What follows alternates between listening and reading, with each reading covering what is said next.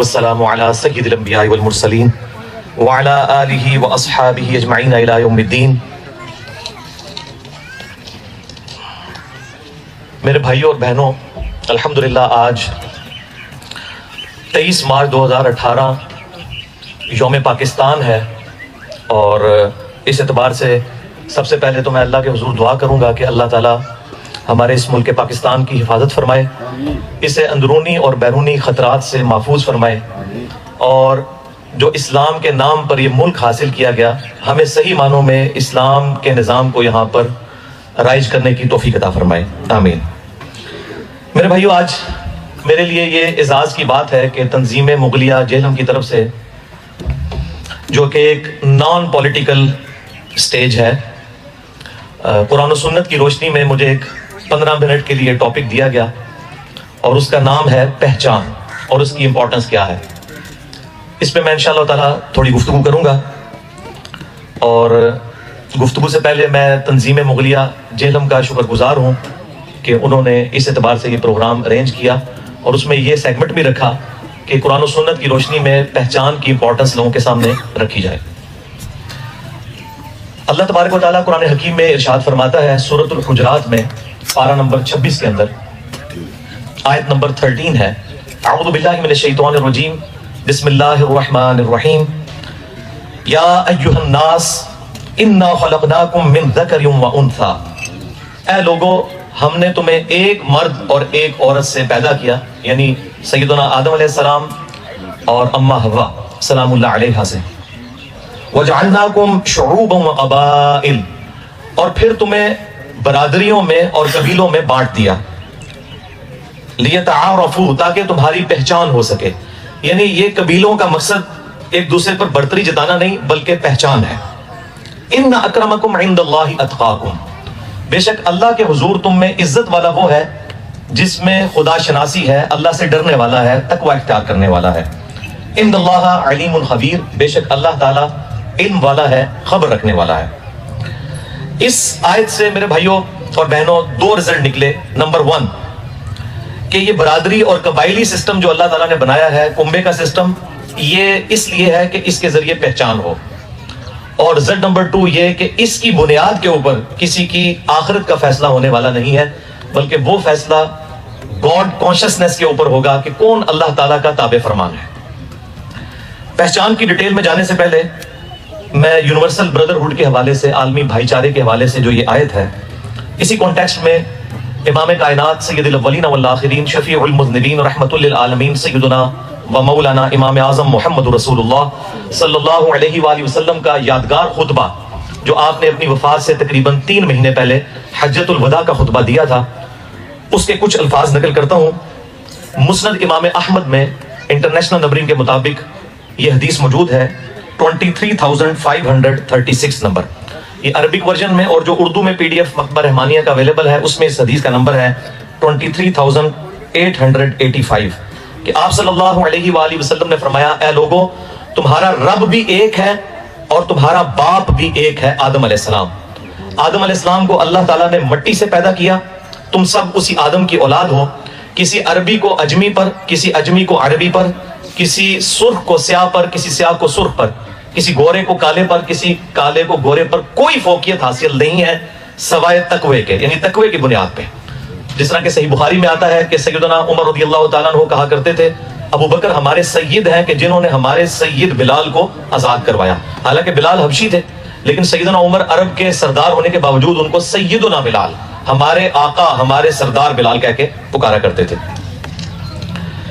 اب آ جائیے پہچان کی طرف، وہ اسی آیت کے اندر سورۃ الحجرات کی آیت نمبر 13 میں آیا، وَجَعَلْنَاكُمْ شُعُوبًا وَقَبَائِلَ لِتَعَارَفُوا، ہم نے تمہیں کنبے اور برادریوں میں تقسیم کیا تاکہ تمہاری پہچان ہو سکے۔ اس حوالے سے بخاری اور مسلم کی سینکڑوں احادیث گواہ ہیں کہ صحابہ اکرام علیہم رضوان اپنے ناموں کے ساتھ اپنی پہچان لگایا کرتے تھے۔ یہ کوئی برادریزم نہیں ہے، اور نہ یہ کوئی تکبر کی علامت ہے کہ کوئی شخص اپنے ساتھ مغل لکھتا ہے، جس طرح میں بھی اپنے ساتھ انجینئر محمد علی مرزا لکھتا ہوں۔ یہ کوئی تکبر کی علامت نہیں ہے، نہ اس کی بنیاد کے اوپر کسی آخرت کا فیصلہ ہونے والا ہے۔ یہ دونوں ایکسٹریمز ہیں۔ صحابہ اکرام علیہم رضوان کے نام ہمیں احادیث کی کتابوں میں بخاری اور مسلم کے اندر قبیلوں کے ناموں کے ساتھ ملتے ہیں۔ بڑا مشہور نام آپ نے سن رکھا ہوگا ابو ذر غفاری رضی اللہ تعالیٰ عنہ، یہ غفاری ان کے قبیلے کی نسبت ہے. اسی طریقے سے ابو سعید خدری، یہ خدری ان کے قبیلے کی نسبت ہے. اسی طریقے سے ابو ہریرہ الدوسی، دوسی ان کا قبیلہ تھا. اسی طریقے سے سہل بن سعد الساعدی ان کا قبیلہ تھا، جس کی وجہ سے الساعدی کہلاتے تھے. پھر نبی صلی اللہ علیہ وآلہ وسلم کے جو مہمان تھے، میزبان، ابو یوب انصاری، وہ انصار قبیلے سے تعلق رکھتے تھے، اپنے ساتھ ان کے انصاری لکھا جاتا ہے. تو اس حوالے سے پہچان کوئی بری چیز نہیں ہے، لیکن ہمارے سب کانٹیننٹ کے اندر خصوصاً پہچان کے حوالے سے لوگوں نے اپنی پہچان کو بدلا بھی وقت کے ساتھ ساتھ، اور اس میں سب سے مظلوم طبقہ جو ہے وہ خاندان مغلیہ کا ہے. اور بیسیکلی میرے نزدیک اس کی دو ریزنز ہیں. ایک، جو انگریزوں نے پرسیکیوشن کی یہاں پہ مسلمانوں کی، اور چونکہ عرب جو یہ سلطنت مغلیہ کے لوگ تھے، مغل لوگ، یہ حکمرانی کا مزہ چکھ چکے تھے اور انگریزوں کو انہی سے خطرہ رہتا تھا. ان کو انہوں نے پھر اس طریقے سے پرسیکیوشن کی کہ انہوں نے اپنی برادریاں تک چینج کی.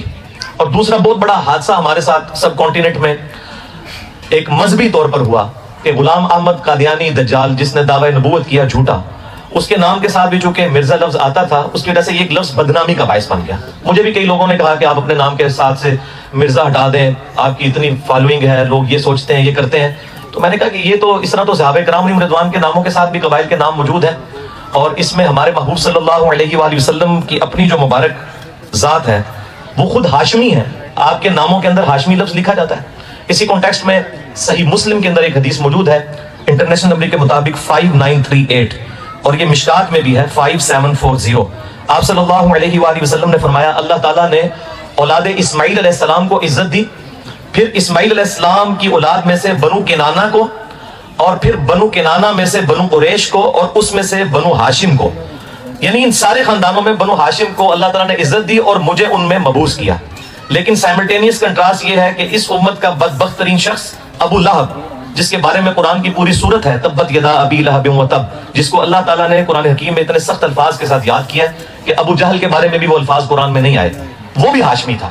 اب کوئی کہے جی وہ ہاشمی خاندان ہی بدنام ہو گیا ہے. ابو لہب چونکہ ہاشمی تھا، اس لیے نعوذ باللہ نبی صلی اللہ علیہ وآلہ وسلم کو ہم ہاشمی کہنا چھوڑ دیں، تو یہ بالکل غلط ہے. یہ میں نے لاجیکل آنسر دیا ہے.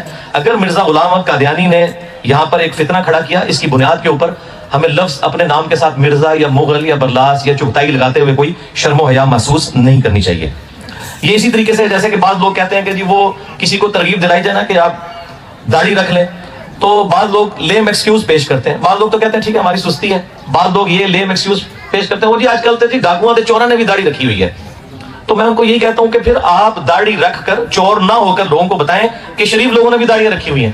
اسی طریقے سے جو خاندان مغلیہ سے تعلق رکھنے والے لوگ ہیں وہ اچھے مسلمان بن کے یہ ثابت کریں کہ اگر ایک مرزا غلام احمد قادیانی تھا تو ہزاروں ایسے مرزا اور ایسے چغتائی اور برلاس اور مغل موجود ہیں جو کتاب و سنت کی تعلیمات پر چلنے والے ہیں.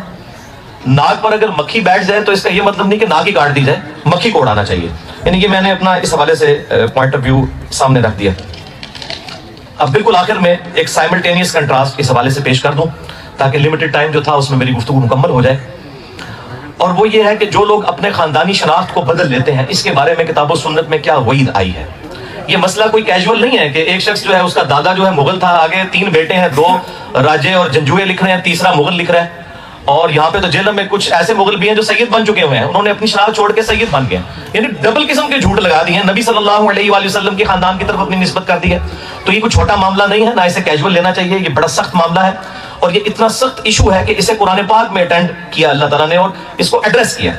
سورۃ الاحزاب کی آیت نمبر 5 میں آیا ادعوہم لآبائہم ہوا اقسط عند اللہ. سیدنا زید ابن حارثہ کو زید ابن محمد کہا جاتا تھا کیونکہ وہ لیپالت تھے آپ صلی اللہ علیہ وآلہ وسلم کے.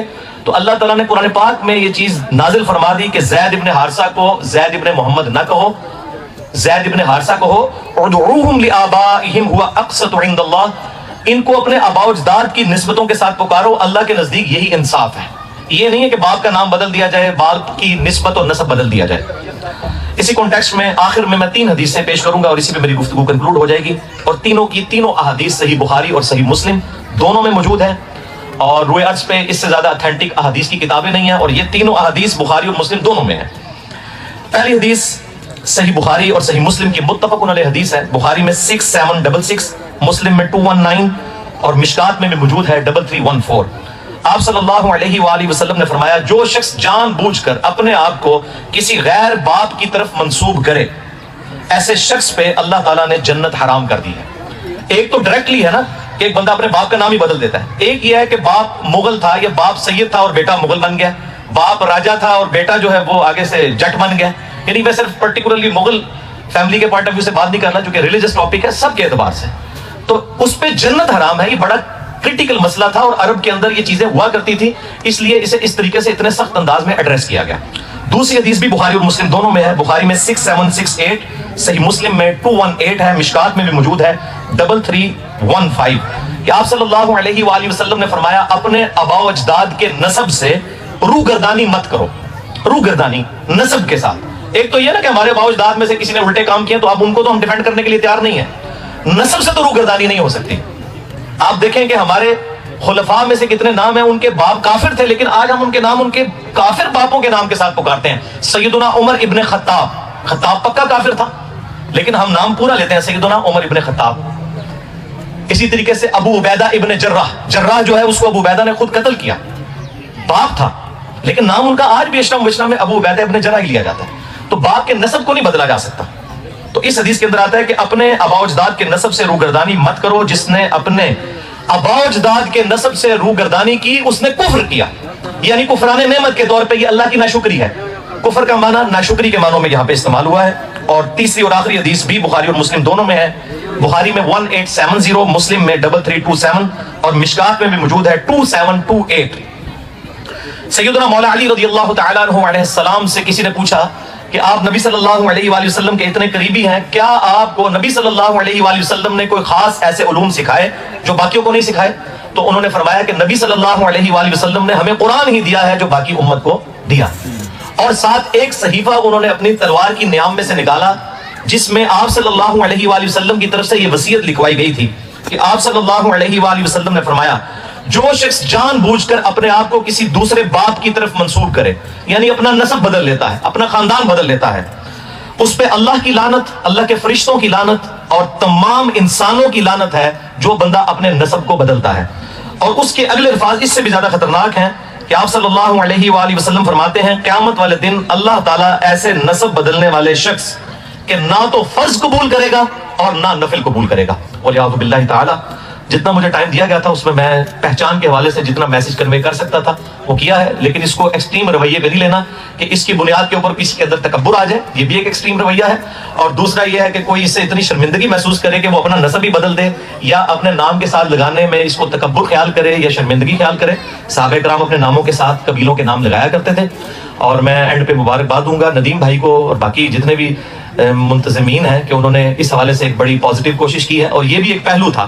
اور سب سے بڑی کوشش یہ ہے کہ ایک نان پولیٹیکل یہ سٹیج ہے، اور میری خواہش بھی یہ ہے کہ اس کو نان پولیٹیکل ہی رہنے دیجیے گا تاکہ ہر بندے کی ایفیلیشن ہے مختلف جماعتوں کے ساتھ، تو پاکستان تو ہم سب کا ہے، اور میں تو کسی کو بھی غدار وطن نہیں کہتا، کسی بھی جماعت کے کسی بھی لیڈر کو، نہ میری یہ مزاج ہے۔ غلطیوں کو ضرور ہائی لائٹ کریں، پازیٹیو چیزوں کی جو ہے وہ قدر کریں، اور غلطیوں کو احسن طریقے سے ایڈریس کرنے کی کوشش کریں۔ اللہ تعالیٰ سے دعا ہے جو حق بات میں نے کہی اللہ تعالیٰ ہمارے دلوں میں راسخ فرمائے، اگر جذبات میں میرے منہ سے کوئی غلط بات نکل گئی تو اللہ تعالیٰ ہمارے دلوں سے معاف کر کے معاف بھی فرما دے، ہمیں کتاب و سنت کی تعلیمات پر عمل کرنے کی توفیق عطا فرمائے۔ اینڈ پہ دروشی پڑھ لیجئے، اللہم صلی علی محمد وعلی آل محمد کما صلیت علی ابراہیم وعلی آل ابراہیم انک حمید مجید، اللہم بارک علی محمد وعلی آل محمد کما بارکت علی ابراہیم وعلی آل ابراہیم انک حمید مجید، وما علینا الا البلاغ المبین۔ پانی صاف ہے نا؟